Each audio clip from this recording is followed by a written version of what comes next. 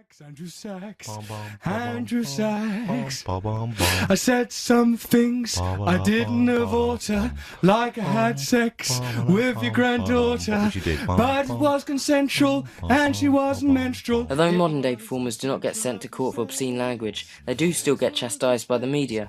Ever since Russell Brand and Jonathan Ross's ill-thought radio prank call in 2008, the British media have been quick to clamp down on anything bordering on offensive. This is the British Broadcasting Corporation. Recently, the knock-on effect has been quite staggering at the BBC. They have a remit to provide programming that is diverse. However, with the current climate of fear at the BBC, the diversity has been narrowed considerably, and comedy has been the primary casualty. Whether it be Frankie Boyle's Olympic swimmer joke or Jimmy Carr's recent amputee gag, it's making headlines in the newspapers. When the Brand/Ross prank call went on air, only 2 complaints were made out of the 250,000 listeners, yet 2 people felt they had to resign and Ross was suspended from the BBC without pay. Even worse, in March 2009, only 1 viewer complained that Graham Norton was portraying a negative lesbian stereotype on his late-night chat show. The BBC ignored the 99.999% of the audience who felt the joke was okay and issued a warning to the Graham Norton show production team. Now, I don't know why they've got some strange lesbian to be the model for this, but they have. So, lesbian, full bladder here. What am I going to do? She may not be a lesbian, come on now. You're right. She could have gone to a very bad hairdresser. Exactly. Now, so here she is. Anyway, there's nothing wrong with being a lesbian. No, I know, but I'm just saying, what does a lesbian look like? That.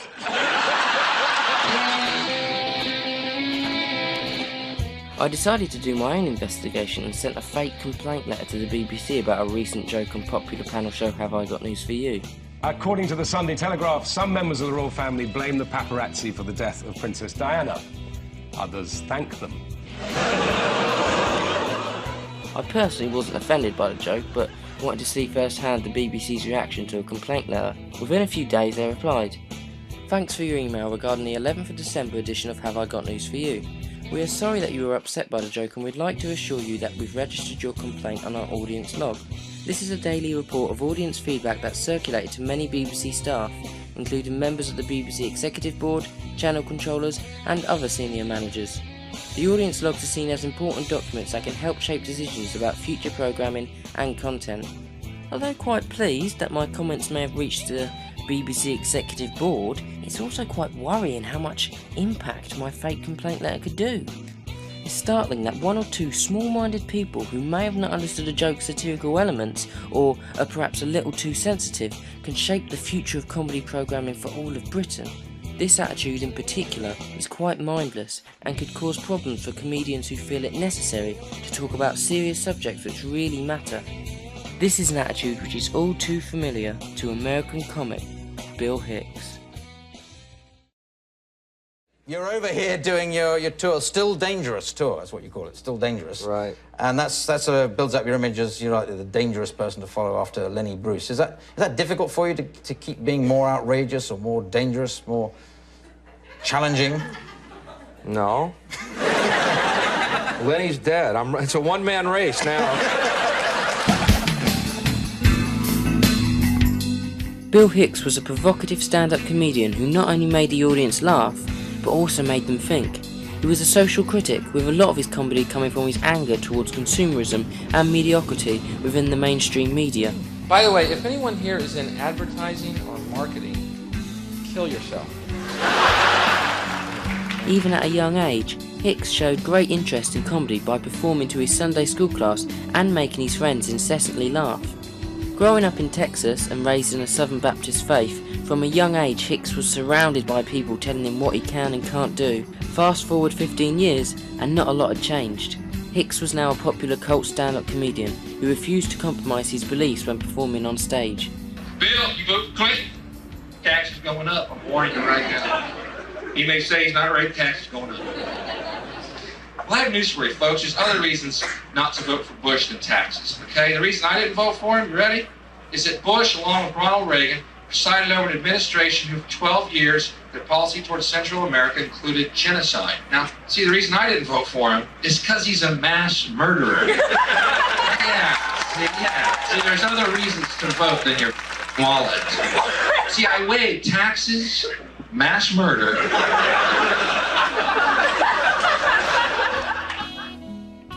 In October 1993, Hicks was invited to perform on Late Night with David Letterman, but unknown to the public, Hicks was dying of pancreatic cancer. Hicks felt it could be his last big national television experience, so he happily agreed. As always, the set had to be approved beforehand, and the producers gave him the green light to perform. However, hours before the show was set to air, Hicks received a call from one of the producers saying how his entire segment had been cut. During the rehearsal of the show, presenter David Letterman and producer Robert Morton felt his material about Jesus could upset CBS, so they decided not to include it. But I think it's interesting to note how people act on religious beliefs, you know what I mean? Like a lot of Christians wear crosses around their necks. Nice sentiment. But you think when Jesus comes back, he's really going to want to look at a cross? Looking back at the offensive material in 2010, it seems quite tame, with Hicks simply pointing out a funny observation. He has a valid point. Why would Christians use a symbol of the object that killed their Lord to represent him? In his last ever interview, Hicks lashes out. The other material I touched on was Jesus, which they don't want any discussion, which I find so funny. I mean, it doesn't even matter what angle you take on it. The fact that a comedian's talking about Jesus, people might construe it as sacrilegious, and in fact it wasn't. After the incident, Hicks was concerned, not only for himself, but also for the future of American stand-up comedy. And America does not take comedy seriously, social criticism seriously. If you look at even the careers of Mort Sahl and Lenny Bruce, you'll notice that one was basically run out of the business, and the other one was killed himself due to lack of work. This is how America supports social criticism. Hicks didn't feel the Jesus material was the only reason the entire segment got cut. He also believed that the decision was made for commercial reasons. Actually, what happened was I did some material about pro-life people.